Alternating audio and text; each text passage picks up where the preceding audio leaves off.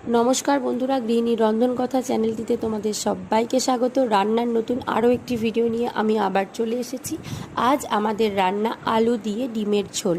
খুব সহজ এবং খুব সুস্বাদু এই রেসিপিটি আমরা বাড়িতে ঝটপট কিভাবে বানিয়ে ফেলেছি সেই ভিডিওটি তোমাদের সঙ্গে শেয়ার করে নেব। ভালো লাগলে লাইক সাবস্ক্রাইব করার অনুরোধ রইল। তো চলো দেখে ফেলি। প্রথমেই আলুর টুকরোগুলো এভাবে একটু বড় বড় করে কেটে নিচ্ছি, আর নিয়ে নিয়েছি একটি টমেটো। তো দেখো, আলুগুলো প্রথমেই দেখিয়ে দিয়েছি, এবার বাকি মশলাগুলো আমি দেখিয়ে দেব। টমেটো নিয়েছি 3টে ডিম সেদ্ধ করে নিয়েছি। এখানে রয়েছে 1.5 চামচ মতো আদা বাটা। এখানে রয়েছে একটা বড় সাইজের পেঁয়াজ আর 4টে রসুন বাটা। এখানে রয়েছে ফোড়ন, তেজপাতা, গোটা জিরে, লঙ্কা গুঁড়ো আর হলুদ গুঁড়ো, পরিমাণ মতো চিনি, পরিমাণ মতো লবণ, আর রয়েছে শাহি গরম মশলা।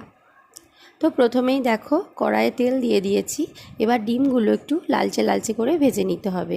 ডিমগুলি ভাজা হয়ে গেছে, এবার একটি পাত্রে এগুলো তুলে নেব। তো এবার দিয়ে দিচ্ছি ওই তেলেই ফোড়ন, তেজপাতা আর গোটা জিরে। তো তেল এসে গেলে আলুগুলো একটু নাড়াচাড়া করে ভেজে নেব। তো আলুগুলো দিয়ে দিচ্ছি। তো এবার একটু হালকা নাড়াচাড়া করে একটু চাপা দিয়ে দিয়ে ভেজে নেব।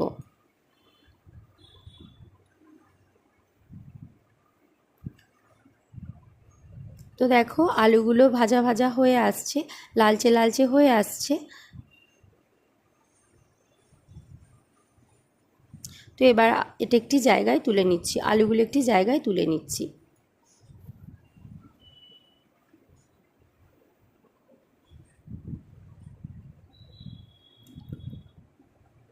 তো এবার ওই তেলেই দিয়ে দিচ্ছি কেটে রাখা টমেটো কুচি,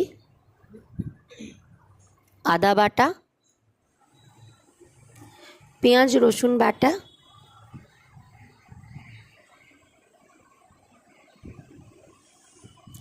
লঙ্কা গুঁড়ো, হলুদ গুঁড়ো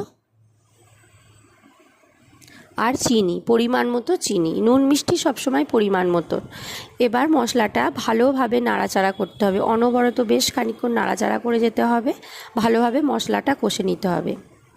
বন্ধুরা, তোমরা যদি এইভাবে ডিমের ঝোল বাড়িতে রান্না করো তাহলে মাংসের ঝোলের স্বাদকেও হার মানাবে। গরম ভাতের সঙ্গে আর অন্য কোনো কিছু লাগবে না, একটি তরকারিই যথেষ্ট। তো দেখো, মশলাটা কষা হয়ে গেছে বলে ভেজে রাখা আলুগুলোতে দিয়ে দিলাম।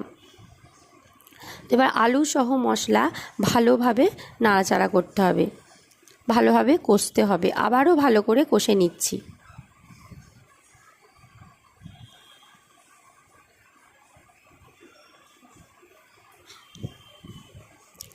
তো এবার আমার কষা হয়ে গেছে, এবার দিয়ে দিচ্ছি জল। যেহেতু ঝোল হবে তাই জল একটু বেশি করেই দিলাম।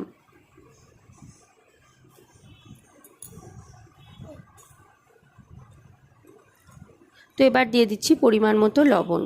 তো এটা ভালো করে ঘেঁটে নেব, ভালো করে একটু মিক্স করে নেব।